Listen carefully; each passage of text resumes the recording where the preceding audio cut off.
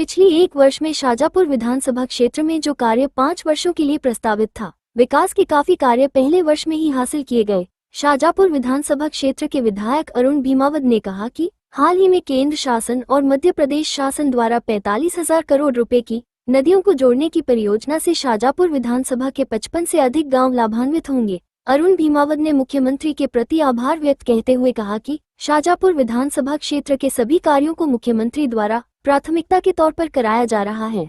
में से चोमा बिजाना मार्ग,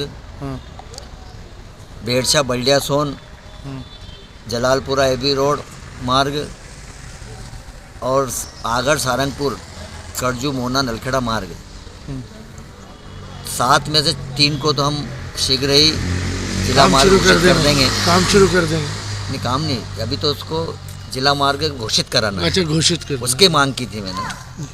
और बाकी के 4 को मैं जिला कमेटी द्वारा जो प्रस्ताव भिजवाए जाते हैं उसके आधार पर हम आने वाले समय में उसको भी हम कर देंगे। इस प्रकार से मैं राकेश सिंह जी को आपके माध्यम से धन्यवाद देता हूं कि उन्होंने विधायक के प्रश्नों का निश्चित रूप से हल करने का प्रयास किया। और मैं तो ये भी कहूँगा कि मेरे राजनीतिक जीवन में एकमात्र मंत्री पीडब्ल्यूडी मंत्री राकेश सिंह जी हैं, जो विधायकों को टेलीफोन लगाते हैं, काम मांगते हैं और प्रायोरिटी मांगते हैं, और प्रायोरिटी पे वो निश्चित रूप से उसको उस समस्या का हल करने का प्रयास करते हैं और हमारी मांग को पूरा करते हैं। पिछले अनुपूरक बजट में भी शाजापुर विधानसभा को 4 रोड दी थी।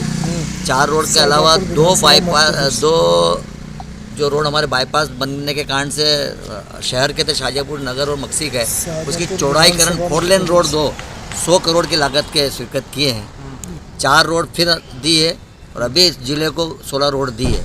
इसलिए मैं तो कहूँगा कि राकेश सिंह जी को बहुत बहुत बधाई, धन्यवाद। और विधायकों की मांग पर वो ध्यान दे रहे हैं, उनसे चर्चा कर रहे हैं, उनका स्टाफ चर्चा करता है, बातचीत करता है और समय के पहले वो मांग पत्र हमसे मांग लेते हैं। उनके बारे में ये भी है कि कार्य ही नहीं, सिर्फ उन्होंने कार्य की गुणवत्ता को लेकर भी, सड़कों की गुणवत्ता को लेकर भी कड़े कदम उठाए हैं।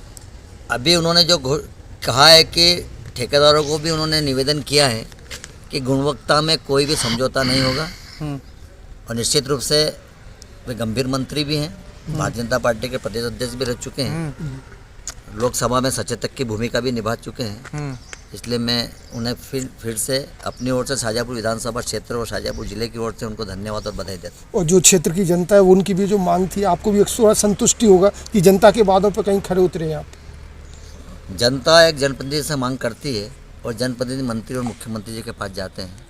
और हम तो सौभाग्यशाली हैं कि हमारे संभाग के ही मुख्यमंत्री आदरणीय डॉक्टर मोहन जी यादव जी हैं, तो निश्चित रूप से वो फ़ायदा भी हमें कहीं ना कहीं उन चीज़ों का मिलता ही है। और शाजापुर विधानसभा सीट ऐसी है जो 2013 के पहले 20 साल पहले कांग्रेस का राज था, 20 साल तक।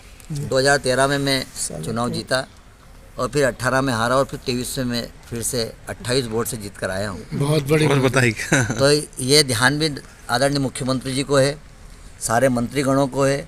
इसलिए सारे मंत्रीगण और मुख्यमंत्री जी और प्रशासनिक अमला निश्चित रूप से इन चीज़ों को ध्यान में रखते हुए शाजापुर विधानसभा क्षेत्र पर अपनी कृपा बनाए हुए हैं। और जनता भी आश्वस्त है कि अरुण भीमावत जी के नेतृत्व में हमें क्षेत्र का पूरा विकास संभव है। 13 से 18 के बीच में मैंने विकास किए थे, अब 23 में 1 साल मेरे पूर्ण हुए हैं।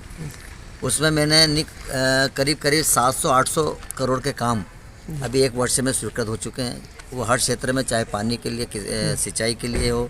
और मैं तो ये कहूँगा इस अवसर पर आदरणीय मुख्यमंत्री जी को कि उन्होंने नर्मदा शिप्रा लिंक परियोजना, नर्मदा कालीसिंध लिंक परियोजना और अब जो परसों ही उसका भूमि पूजन जयपुर में किया है 35,000 करोड़ का, पार्वती कालीसिंध चंबल योजना के अंतर्गत हमारी विधानसभा क्षेत्र के 55 गांव आ रहे हैं।